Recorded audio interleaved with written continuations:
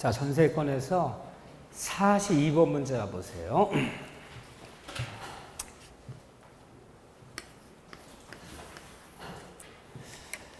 전세권에 관한 설명 중 옳은 것은 첫째, 전세권 설정자는 목적물의 현상을 유지하고 통상 관리에 관한 수선을 해야 한다. 설정자가 해야 된다. 단어를 잘 봐야 돼요. 맞아요, 틀려요?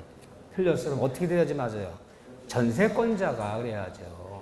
설정자 해주는 게 아니잖아요. 건물주가 해주는 게 아니잖아요. 항상 용을 조심하셔야 돼. 1번 틀렸고 2번 질문 바로 나오네요. 법적이 판례. 구분 소유권에 객체가 될 수 없는 건물. 구분 소유권에 객체가 되지 못한다는 것은 구상 독립성, 이용상 독립성으로 따로 등급을 못 만든다는 거죠. 그러면 단독주택에서 방 3개에서 방 하나 이렇게 생각하시면 돼. 방 하나만 따로 구분 건물을 못 만들잖아요.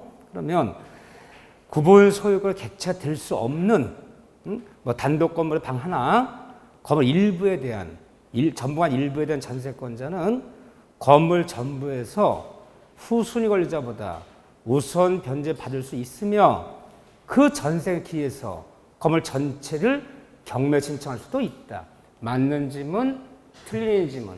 맞는 지문, 뭐야 이거? 틀린 지문. 딴 생각해서 제가 목적물의 전부가 아닌 일부의 전세권은 설정할 수 있어. 설정한 사람은 이 다음에 이 건물이 경매 들어가면 경락대금에서 이 경락대금에서 배당받는 것을 우리가 뭐라고 그러냐면 우선 변제권이라고 그래요. 우선 변제권은 이 목적물 전부에 미친다, 일부에 미친다. 우선 변제권은 목적물 전부에 미친다. 전부에 미치기 때문에 내가 방 하나만 전세했더라도 누가 경매를 집어로 경락이 돼버리면 그 건물 전체 경락도 돈 받는 거지 방 하나 값에서 나온 돈에서 경락 돈 받으라는 얘기 아니에요. 하지만 전세 계약이 다 끝났는데 전세금을 빼주지 않아서 전세권자가 전세 목적 경매를 집어넣으려고 그래요. 전세권자가 전세 빼주고 경매를 신청할 때는 목적물 전부를 경매할 수 있다. 일부만 경매한다. 일부에만 미친다. 네가 전세 등기란 그 부분만 구분하거나 분할해서 거기만 경매 집어넣어야지. 전세분이 아닌 나머지 부분은 경매 신청권이 없다. 그래서 결론 우선 변제권 어떻게 미치고 전부에 미치고 경매 신청은 어떻게 미치고 일부에만 미치고 잘 미쳐야 된다. 곱게 미쳐야 돼요. 너무너무 유명한 문제죠. 이게 두 번째 판례예요. 이따 한번 또 풀어볼 거예요. 제일 많이 나온 질문이죠, 최근에. 세 번째, 전세권자가 목적물을 타인에게 전전세, 임대했어요. 할 수 있어, 없어요? 있어요. 물권자들은 설정자 동의 없이도 양도할 수 있고 전전세하고 임대할 수 있어요. 이거 바로 물권자들이야. 했는데, 해도 돼. 했는데, 만일 했다면은 이 불강력적인, 천재지변 같은 거, 불강력적인 손해에 대해서도 책임을 부담한다, 부담하지 않는다, 부담한다. 너무너무 유명한 법조문이죠. 자, 3번 질문에 뭐냐면요. 이게 308조라는 법조문인데, 전세권자는 설정자 동의 없이도 전전세 임대할 수 있다. 임대할 수는 있지만 각오는 해라. 그 대신 전세권자는 책임은 가중시키겠다. 너 네 마음대로 전전세 놓고 임대 놓으니까 그냥 책임 가중시켜서 네가 전전세 하지 않았다면 임대하지 않았다면 면할 수 있었던 불강력적 사유까지도 설정자 책임은 져야 한다. 어떻게 그럼 무슨 책임지라는 거예요? 무과실 책임주의로 책임이 가중되는 거야. 이건 각오해야 돼. 네가 전전세 하지 않았다면 임대하지 않았다면 면할 수 있었던 불가 사유까지도 책임은 져야 한다. 그때 책임은 무과실 책임을 가중시키겠다. 책임 가중조항 부담한다 그래야 돼. 틀렸어요. 네 번째 볼까요? 동일한 요 42번 정도. 만약 내가 42번에 이 5질문을 이 정도는 내가 왜 맞췄는지 틀렸는지 다 알겠다. 이 정도는 그러면 끝났어요. 지금부터 체력 관리만 잘하셔. 시험 붙었어. 지금 시험 봐도 대충 점수는 7점대 들어간 점수예요. 공부량으로 볼 때는. 응? 체력 관리만 잘하시면 돼. 자, 보시죠. 네 번째, 동일한 소유자에게 속한 대지와 건물 중 건물의 전세가 설정된 후에 대지 소유권만을 특별 승계한 자는 이 전세권자에 대해서 지상권을, 다른 말로 법정지상권이야. 이 전세권에 대해서 지상권을 설정을 본다. 305조에 전세권이 설정된 경우에 법정 지상권은 전세권자가 아니라 누가 법정 지상권자다? 전세권자가 아니라 전세권 설정자. 건물주, 얘 건물주야. 건물주한테 인정하는 거지 전세권자, 법정 지상권자가 아니다. 늘 여기 속인다 그랬어요. 법정을 치는 사람은 전세권자가 아니라 누구라고요? 전세권 설정자. 근데 여기 뭐라 써 있어요? 전세권자에 대해서 틀렸죠? 늘 여기 속이는 거예요. 전세권자가 아니라 전세권 설정자. 땡 틀렸고 5번에 법정 지상권이 성립한 후에 법정에서 성립했어 지금. 그럼 법정 지상권은요. 남의 토지에 건물이 존립하는 거야. 뭐 하잖아도 등기하잖아도. 그래서 법정단 성립한 후에 법정 성립하는데 그 대지 소유자가 토지 소유자가 타인에게 그 토지 전부를 전세로 설정할 수 있어 없어요? 토지 전세권 안 되지. 물권 배타성. 이거 등기 안 해놨어도 이미 법정에서 이 토지를 사용할 수 있는 권리가 있는데 다시 토지 또 전세권 설정해주면 2명의 용익권자가 나타나잖아요. 그러면 법정적 권리 침해하는 거잖아. 말이 안 되잖아요. 물권은 뭐가 있다? 독점성, 배타성이기 때문에 법정지상권자가 남의 토지를 사용할 수 있는 권리를 취득했는데 어디 또다시 토지 전세권을 설정할 수 있겠습니까? 말이 안 되죠. 설정할 수 없다. 정답 5번이에요. 5번인데 5번 질문은 자주 나오는, 거의 잘 안 나오는 질문이고 이 질문은 여기가 틀린 게 중요해요. 이거. 무지무지한 중요한 질문들이에요. 다 기억하셔야 돼요. 자, 그런 얘기들이 줄줄줄 나오고 43번 문제 볼까요?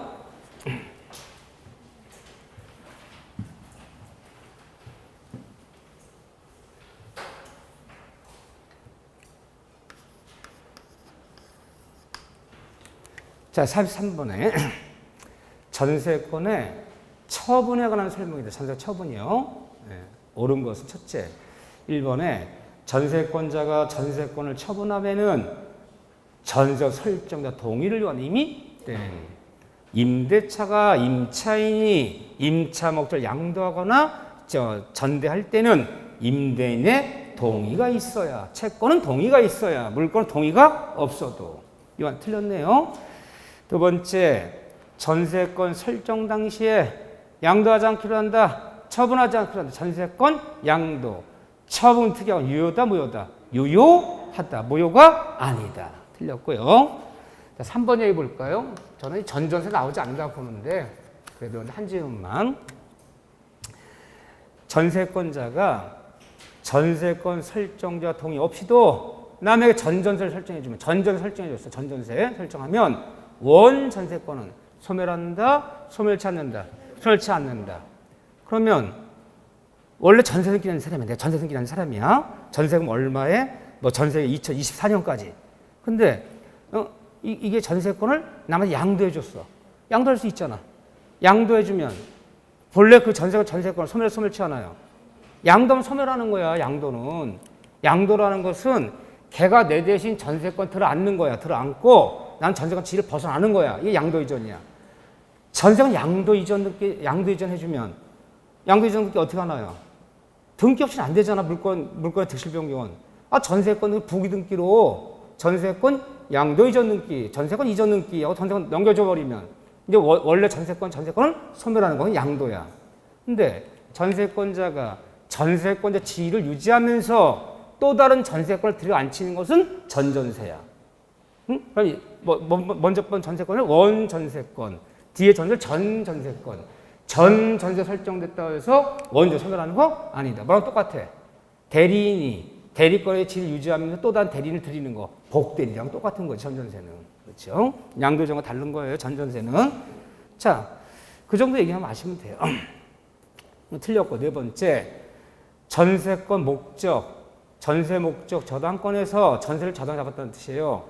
계약기간이 만료되면 저당권자는 전세 자체에 대해서 이제 실행할 수는 없고, 실행이란 말이 경매란 얘기예요, 지금.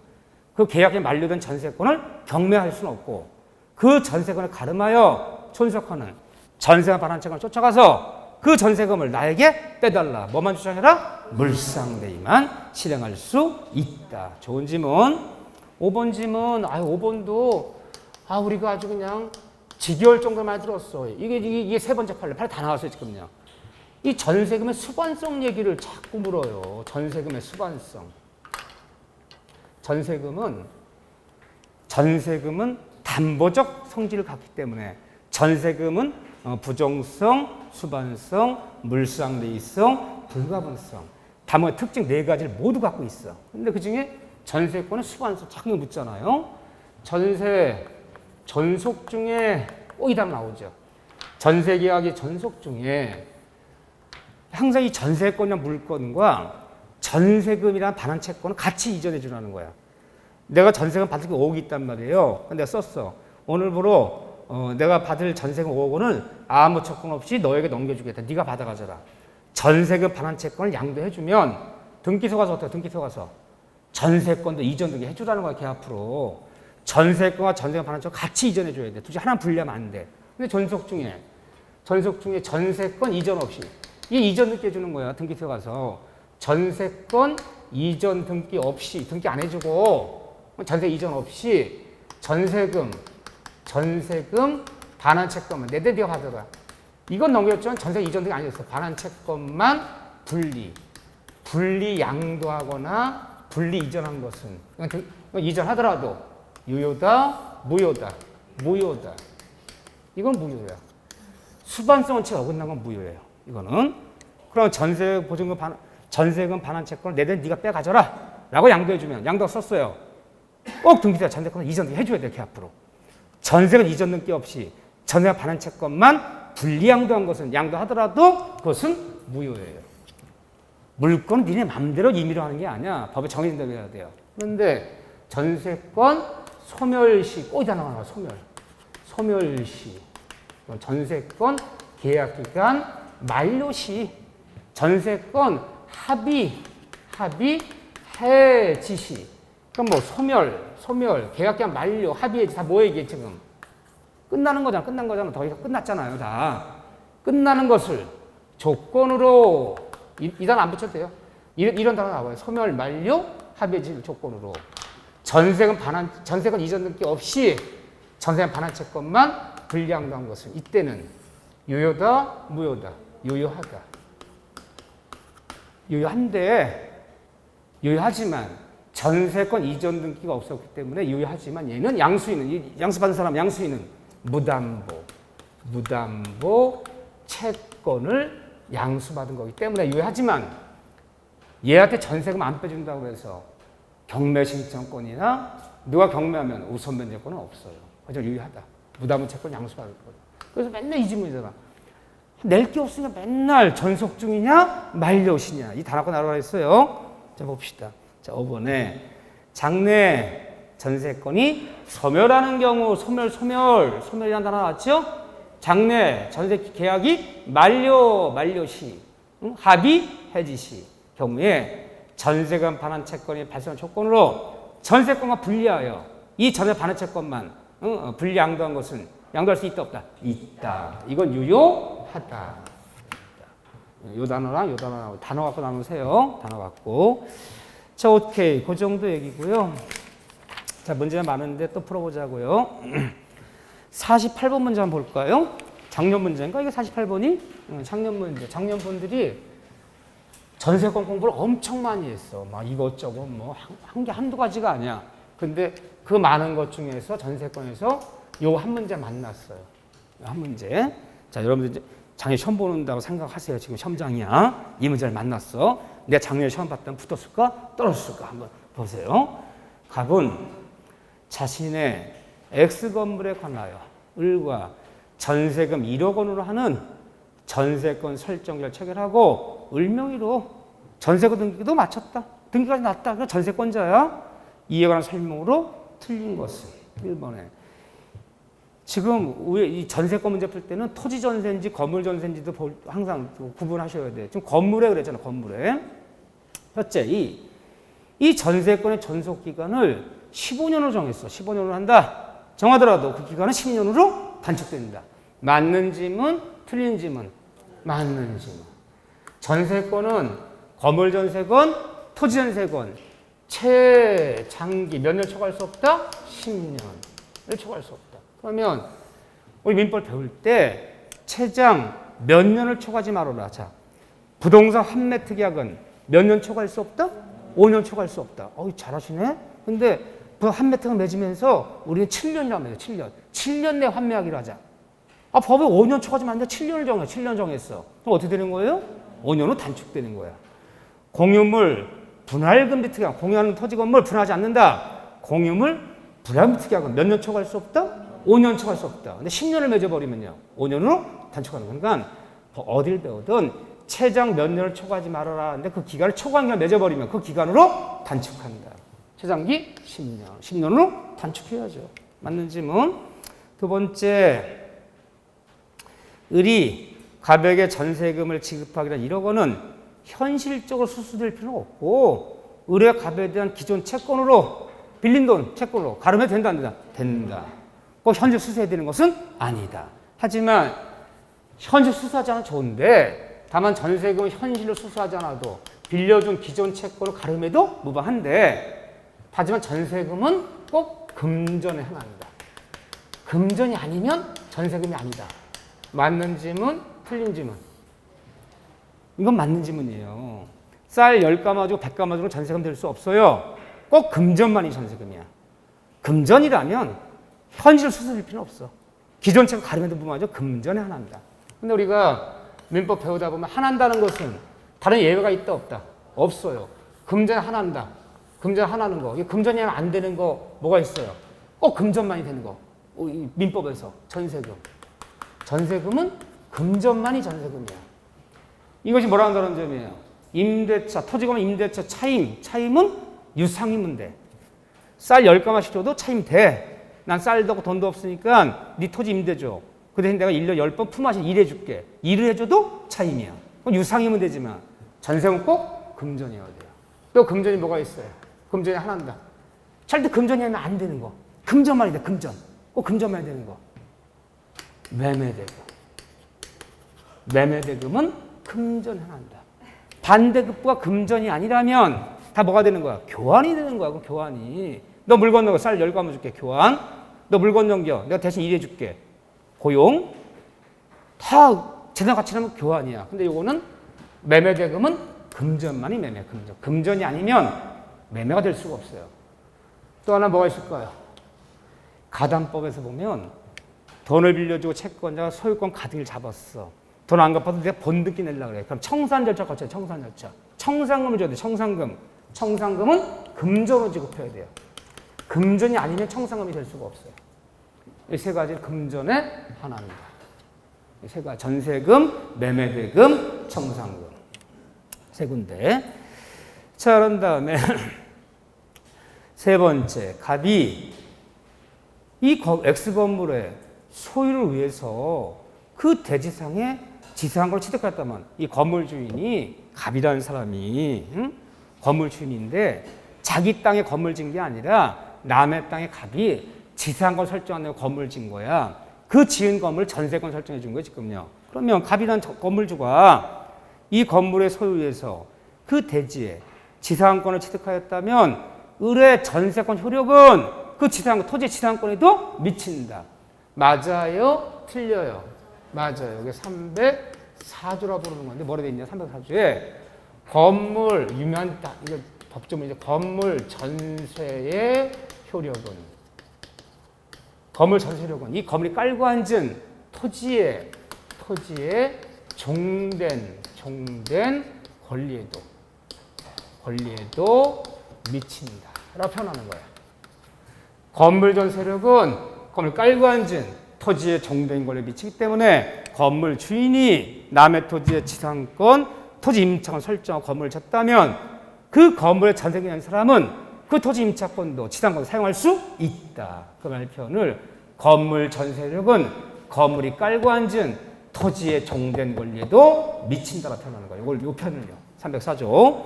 유명한 문장이죠, 이 문장은. 좋아요. 4번에 을에 전세권이 법정 갱신됐다면 무슨 전세? 건물 전세잖아. 법정에 들어갈 수 있지. 토지 전세는 안 되지만 건물이잖아. 됐다면 을은 전세권 갱신에 관한 등기하지 않아도 등기 없이도 갑에 대해서 전세권 취할 수 있다 없다? 있다. 법정에 뭐 하지 않아도 등기하지 않아도. 5번에 합의한 자, 둘이 합의했어. 합의가 계약 맺는 거야. 합의한다는 거 합의. 계약 맺었어.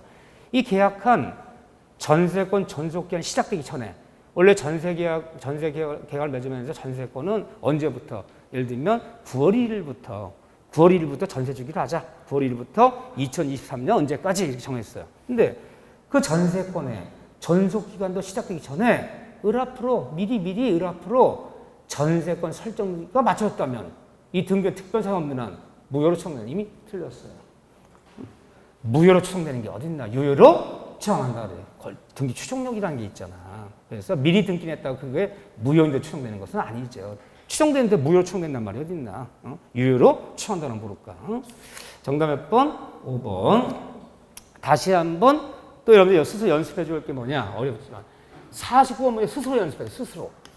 너무너무 중요한 문제야. 나 한 문제 고르면 나 이거 고를 거야. 오늘 여기 중에서 요거 다 설명드린 거예요. 여기다가 스스로 학습. 학습지도 나눠줘야 돼. 원래 공부하는 사람은 초등학생처럼 공부하는 게 제일 좋은 공부 방식이에요. 초등학생 공부 어떻게 해요? 하라는 대로 하고 두 번째는 막 읽으면서 해. 중얼중얼 읽으면 원래 읽으면서 해야 돼. 뭐 이거 문제 풀 때도 자기가 이렇게 1번 예를 들면 그거 기억 보세요. 사진. 이렇게 읽어야 돼. 스스로 소리 내서.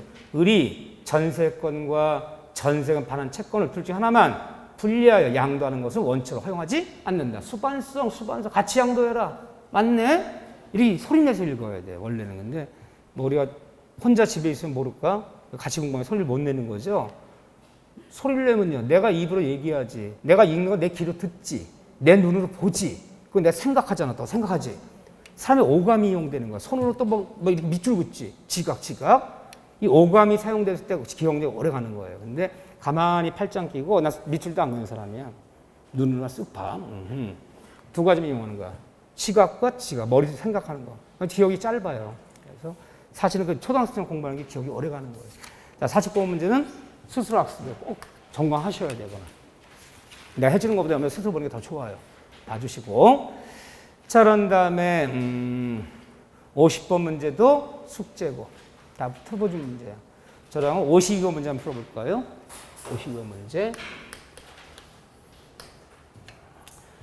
전세권 소멸에 관하여 옳지 못한 것은 소멸. 언제가 소멸되기? 첫째. 이 전세권의 목적물 전부 또는 일부가 또는 전부가 불강력적으로 천재지변도로 멸실할 때는 그 멸실된 부분에 전세권은 자동으로 안 들어도 자동으로 당연히 소멸한다. 목적물 일부가 멸실하거나 전부 멸실돼 버리면 멸실된 부분의 전세권은 자동으로 청구하지 않아도 당연히 소멸한다. 맞는 지문, 틀린 지문. 맞는 지문. 자, 목적물 일부가 또는 전부라고 해줬고요. 자, 일부라고 할게요. 여기에 벼락을 맞아요. 천재지변으로요.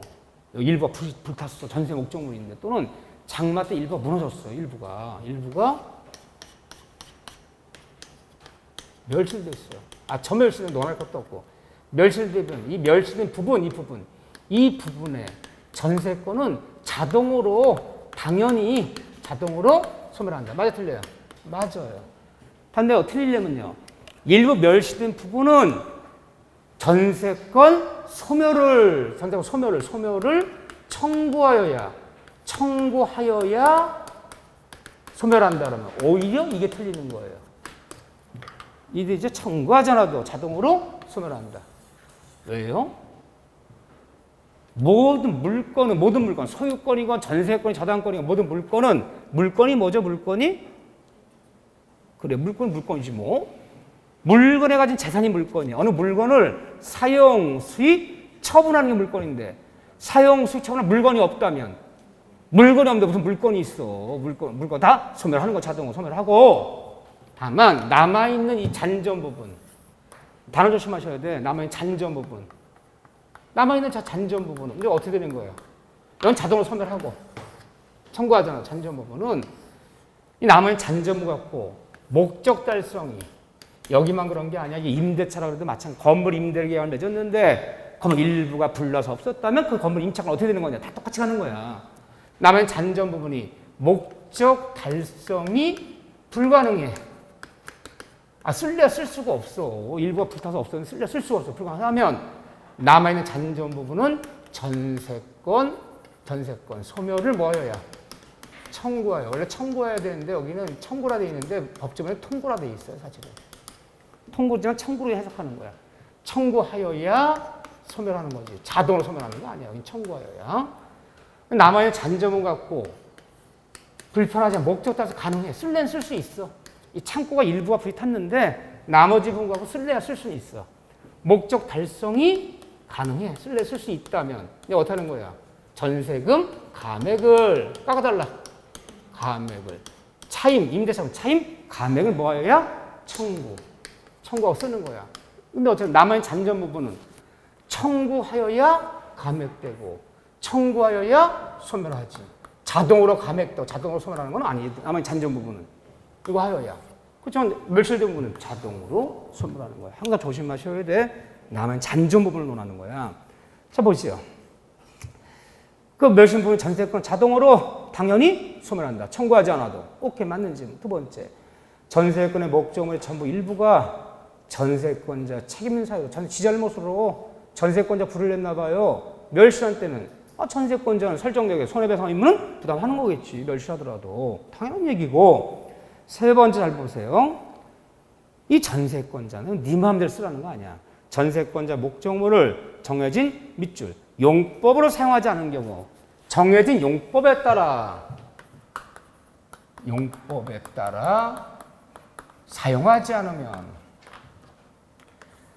자, 용법. 그 정해진 용법에 따라 사용할 의무가 있는 건데 내가 이 얘기 왜 꺼냈냐면요. 남의 부동산 빌려 쓰는 사람이야. 지상권에 남의 토지 빌리는 거야. 근데 처음에 지상권 설정하면서 수목을 보유하기 위해서라고 정했어요. 용법을. 근데 수목을 보유하지 않고 건물을 적어냈어. 그 용법에 따라 사용하지 않은 거야. 남의 창고 건물을 전세금 지났다면 뭘 써야 돼? 창고를 써야 되는데 창고를 쓰지 않고 주거용을 쓰더라. 주거용 건물을 전세금 지냈다면요. 그 주거용을 써야 되는데 그 용대조 사용하지 않았어. 주거용 건물을 주거용 쓰지 않고 밤 12시만 되면 싹 카튼이 쳐져요. 그래서 빰빠레가 쫙 울리면서 빨간 사이클가 싹 돌아가기 시작해요. 이거 요정을 쓰나 봐. 등기 낸 거야, 전세금기는. 건물 쫓아가서 아니 남의 아파트 얻어서 그 룸사롱 쓰면 되겠니? 내가 2년간 룸으로 쓰던 뭘 써도 되게 면 상관이냐고. 상관 있어 없어요? 있어요. 정해진 용법에 따라 사용하지 않으면 임대차건 전세권이건 지상권이건 다 소멸 청구할 수 있는 거예요. 여기만 그런 게 아니야. 모든 남의 부동산 빌려 쓰는 사람들은 그 목적 용대조 사용할 의무가 있는 거야. 그 의무 위반돼버리면 임대차도 전세권도 지상권도 뭐든 다 뭐 할 수 있다? 소멸 청구, 해청구할 수 있다. 용법에 따라 사용할 의무가 있는 거야. 여기뿐 아니라 그때는 소멸을 뭐 할 수 있다? 청구할 수 있다. 청구하면 즉 싫은 데 소멸하는 거예요. 네 번째, 전세권이 저당의 목적인 경우 저당권 전세권을 저당 잡았어요. 그런데 그 전세권자가 목적물 소유권을 매매로 취득했어요.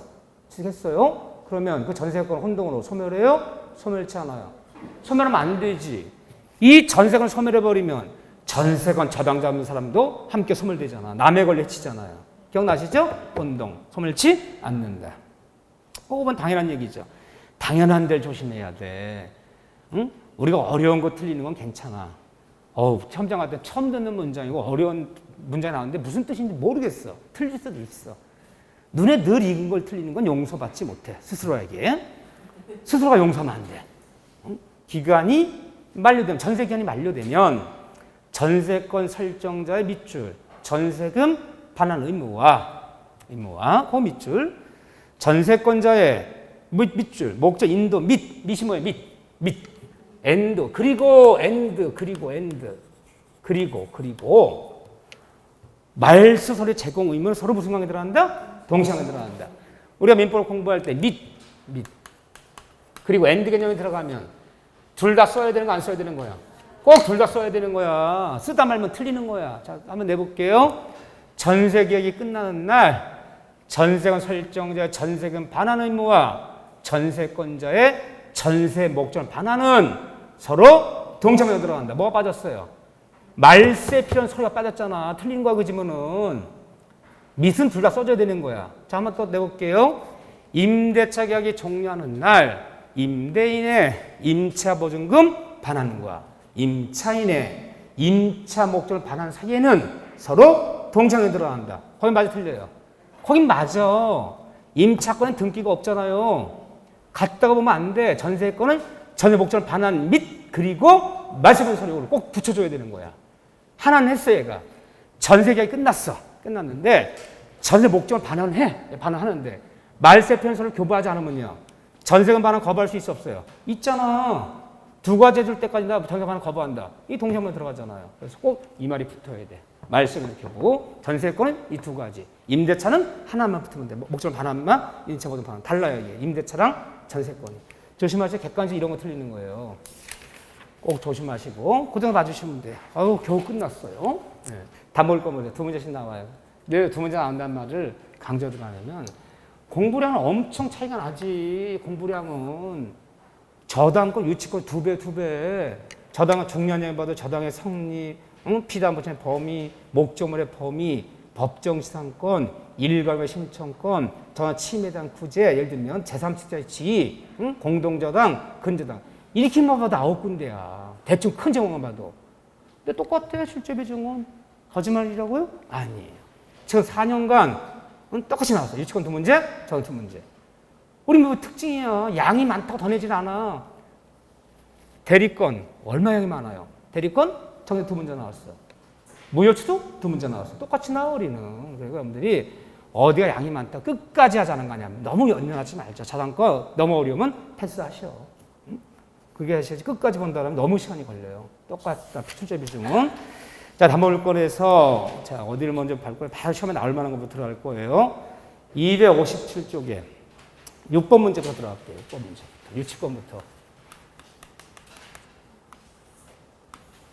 유치권은 두 문제 나는데 하나는 단다시 문제, 하나는 사례 문제 나오는데 최근에 사례 문제는 경매, 압류와 관련된 사례 문제 나왔어요. 다 어려웠어, 거기가. 한 문제 어려웠다고 유치권이 그 경매 얘기 나오면. 자, 이거부터 볼까요? 6번에 민법상 유치권의 성립에 관한 설명으로 틀린 것은 첫째, 참 말이 어려워요. 수급인이 누구냐? 도급인, 수급인. 도급 주는 사람 도급이라고 부르고 남의 공사 맡아 일하는 사람 수급인이라 불러요. 남의 공사 맡아 일하는 수급인이 공사업자가 자기의 재료로 완성한 자기 소유 건물에 수급인이 자기가 재료 들였고 자기 노력 들여서 완성된 건물 자기 소유래요 지금. 자기 소유 건물에 그게 포인트야. 자기 소유 건물에는 다른 약정이 없는 한 유치권은 성립할 수 없다. 맞아 틀려요? 맞아요. 유치권은 모두 타물권. 내 것이 아닌 남의 것에만 가능해요. 그래서 자기가 자기 물건, 자기가 자기 소유, 자기 물건에 유치한단 말은 없죠. 말이 좀 이상하지만 하여튼 문장 중에 수급인이 자기 재료 노력으로 완성된 건물이 자기 소유 건물이라면 이 얘기 뭐냐면요.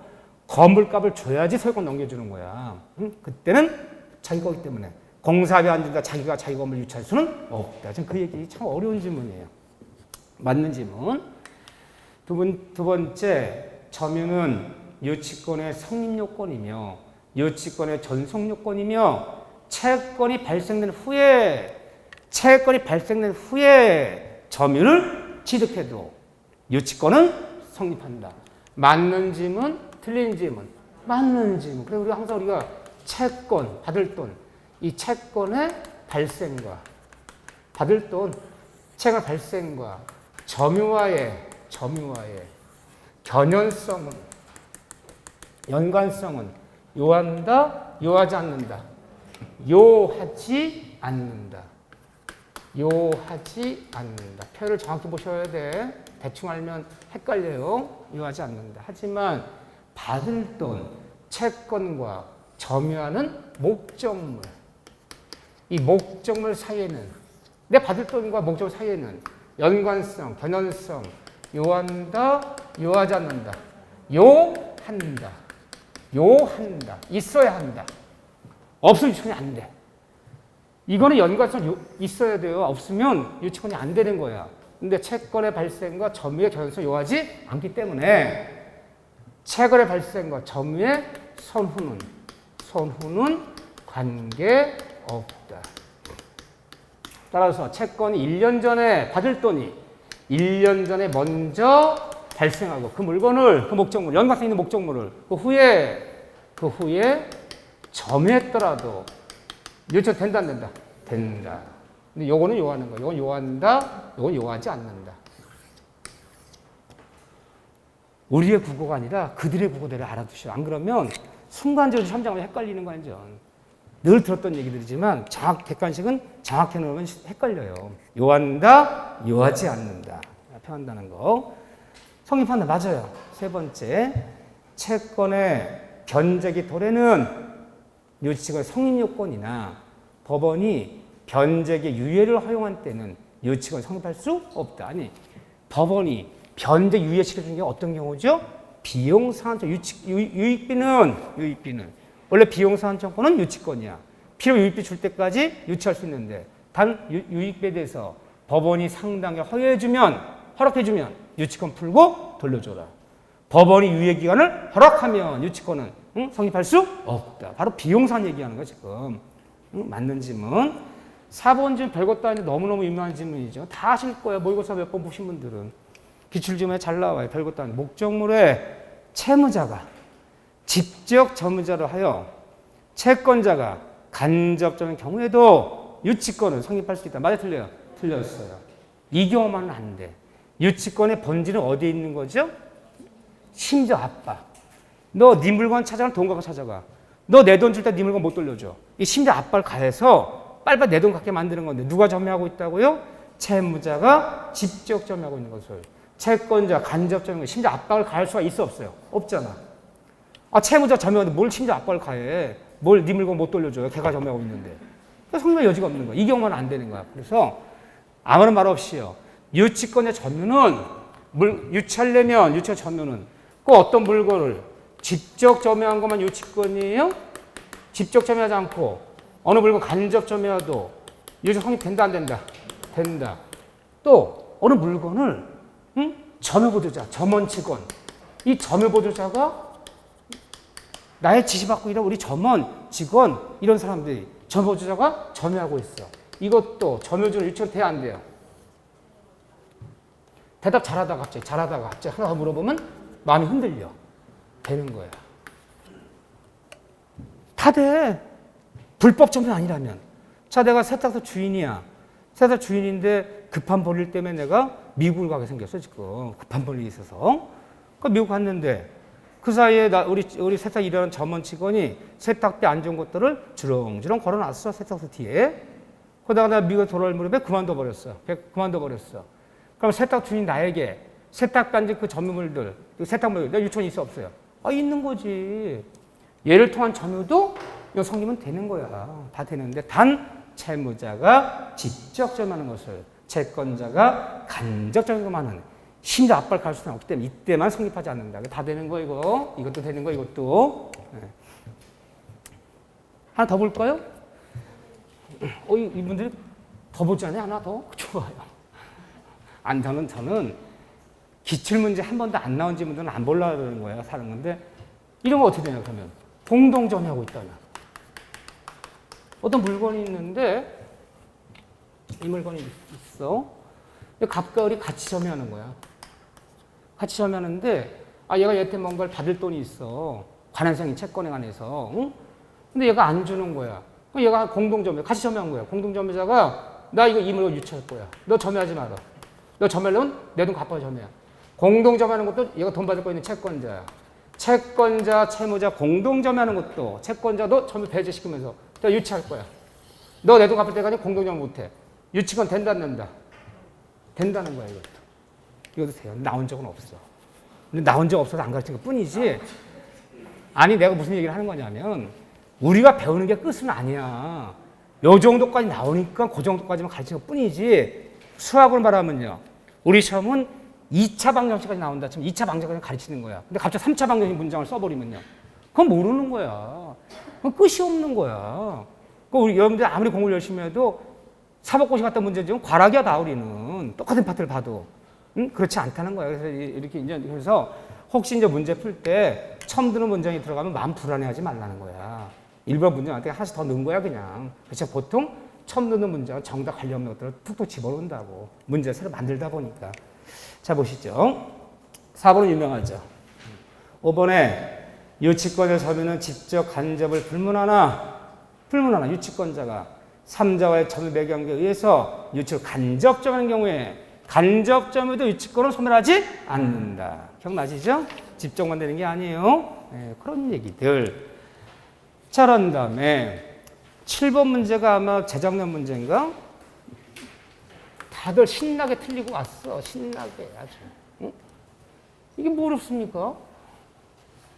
그렇지만 저 단순 암기는 아니죠. 보세요. 7번 문제 봐보세요. 재작년 문제인데 X 물건에 대한 갑의 유치권 성립에 영향을 미치지 않는 것. 이게 성립될 것이 안 될 것이냐. 성립에 영향을 미치지 않는 거. 이 X 물건의 소유권자가 갑인지 갑이 아닌지 영향 미치지. 지가 지 거라면 성립이 안 되고 남의 거라면 성립되는 거지. 이 물건이 지 건지 아닌지는 굉장히 중요한 거야. 성립할 것이냐 성립하지 않을 것이냐. 지가 지금 유치할 수는 없잖아. 영향 미쳐. 이 X에 관해 생긴 채권 변제기가 도래했는지 여부는 중요하죠. 유치권은 변제기 도래한 후에만 성립하지. 변제기 도래 전에 돈 주기란 날짜 전에 미리 점유하더라도 이거 성립하지 않아. 변제기 도래가 유치권의 성립 요건이에요. 이거 중요한 얘기지 이건. 도래 여부, 도래했는지 안 했는지는 성립이냐 불성이 따져야죠. 세 번째, 이 X에 대한 갑의 점유가 채무자를 매개로 한 간접 점유가 아닌 한 직접 점유인지 간접 점유인지 이건 논할 필요 없죠. 아까처럼 이게 아닌 한 채무자를 직접 점유로 해서 간접 점유 아닌 한 직접인지 간접인지 논할 필요 없는 거지 이거. 영향 안 미쳐 이거는. 3번이네. 그런데 이 X라는 물건에 대한 점유가 불법 행위로. 불법 점유는 유치권 성립 안 되지. 무슨 점유만 돼요? 적법 점유. 적법 점유냐 불법 점유냐는 유치권 성립에 영향 미치는 거지. 불법 점유하면 성립이 안 되고 적법 점유면 성립되고. 5번에 이 X에 관해 생긴 채권의 기인한 유치권 배제하기란 약정이 있었는지 여부는 중요하죠. 배제 특약이 있다면 성립하지 않고 배제 특약이 없을 때만 성립한다. 이게 굉장히 중요한 거죠. 그렇지만 간접이 직접이 논할 필요 없는 거죠. 정답 몇 번? 3번.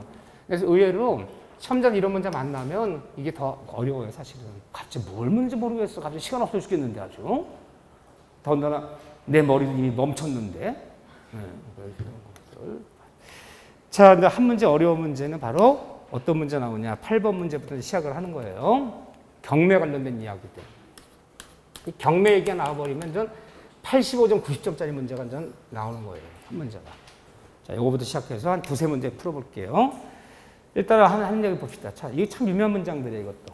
기억에 임차인의 보증금 반환 청구권에 기인하여 보증금 빼줄 때까지 임차 목적 점유하는 것은 유치권이에요? 동시항명권이에요? 이건 동시항명권이지. 임차 보증금 반환하는 거야? 임차를 반환하는 건 동시항명권이지. 그러니까 임차인이 점유하면서 임차물을 점유하면서 임대인에게 점유하면서 인도를 거절하는 것 중에서 유치권 하나밖에 없어요. 임대차란 말만 나면 뭐가 유치권이야? 비용 상환 청구권. 임대인 씨가 필요비 유익 빼줄 때까지는 나 인도 거절하는 건 유치권이야. 보증금 빼줄 때까지, 부속을 매수해줄 때까지, 지상 매수해줄 때까지, 내 정당 권리금을 수수받을 때까지 다 인도 거절하겠다. 다 동시항명권이 될지언정 유치권 아니잖아요. 임대차 유치권 하나밖에 없다. 뭐? 비용 상환 청구권 말고는. 이거 유치권이 아니죠. 니은도 유명했던 문장이죠. 수급인이 공사 맡은 수급인이 시멘트와 모래 등의 건축 자재를 공급받아서 누구? 자재업자로부터 그 외상으로 건축 자재를 공급받아서 그 자재에 대한 매매 등 채권 누가? 공사한 사람이 아니라 공사업체 대준 사람이 있을 거 아니야. 건축 자재상이 그 건축자재 외상대금은 이 건물과 변환성이 있어 없어요? 없어요. 없기 때문에 건축 자재업자가 자재비 안 준다고 해서 이 건물 유치할 수는 없다. 누구만이 유치할 수 있는 거야? 공사업자를 걔만 유치할 수 있는 거지. 건축 자재업자 외상도 안 준다고 건물 유치한단 말이 어딨나. 변환성이 없는 거죠. 그렇죠? 없어요. 성립하지 않아요. 디귿의 건물에 압류 효력 발생 후. 자, 그냥 압류가 아니에요. 압류 후 그러면 안 돼요. 압류 후 그러면 이거는 아니에요. 압류의 효력이 발생한 후에. 압류 효력이 발생했단 말이 뭐예요? 그렇죠. 이 건물을 경매 등기 난 후에. 경매 잡았어요. 경매 등기 난 후에. 이 소리야. 압류율이 발생한 후에. 어떤 건물에 경매 등기 난 후에. 이미 경매 등기 잡혔어. 경매 등기 난 후에 채무자가 비로소 이 건물에 관한 공사대금 채권자의 건물을 이전해줬어. 점유를. 그러면 점유를 언제 한 거야? 경매 등기 난 이후에 점유했어. 그 채권 못 받았어요. 공사비. 이전하여 변제기가 도래한 채권자가 건물을 점유해요. 유치권. 그냥 경매 등기 난 후에, 이 경매 등기 난 후에 비로소 점유를 이전받았고 점유했다는 거야. 공사업자가. 공사 못 받아서. 얘 유치권. 성립돼 안 돼요? 된다라 배웠어요. 성립은 되나? 그러나 이대로 경락이 돼버리면 경락자한테 뭐 할 수 없다? 대항할 수는 없어. 경매 등기 난 이후에 압류 효력이 발생한 이후에 점유하더라도 이쪽 성립은 된다. 되는 거죠? 이거 안 된다면 안 돼요. 이거 됐어요. 디귿이요. 디귿. 수급인이 자신의 노력과 출제로 완성된 독립한 건물에 대해서 누구 거예요? 이건 일단은 수급인이 월시하는 거야. 이렇게 나오면 수급인이 자기 노력과 재료로 완성된 건물은 일단 수급인이 월시하는 거야. 이 원시했기 때문에 도급인과 별도로 이 건물 점유하더라도 유치권 행사할 수 없어. 일단 자기 건물이기 때문에. 공사를 줄 때까지는. 내가 내 건물 유치할 수 없잖아요. 그렇죠? 이번에 사회 통념상 독립한 건물이라 볼 수 없는 정착물을 토지에 설치한 상태 공사 중단했더라. 아직 뭐가 되지 못했다는 거야. 독립한 완성이 되지 못한 건물이라면 건물이 아니야. 유치권 성립하지 않는다. 성립하는 건요. 디귿이야. 이 중에서 우리한테 조금 어려워서 잘 나오는 것은 디귿이랑 니은이랑 요거 니을 얘기까지 정도는 봐주셔야 돼. 디귿, 니은, 디귿, 니을 정도. 어려웠어요. 다시 한번 디귿 얘기는 이따 또 볼게요. 자, 그런 다음에 10번 문제는 당연히 숙제고요. 숙이라 써주시고 자 10분 쉬었다가 유치권 문제 한 2문제 정도만 더 풀어보고 두세 문제 더 풀어보고 3문제 좀 더 풀어보고 자단권 문제를 가자고요. 자 10분 쉬었다 다시 할게요.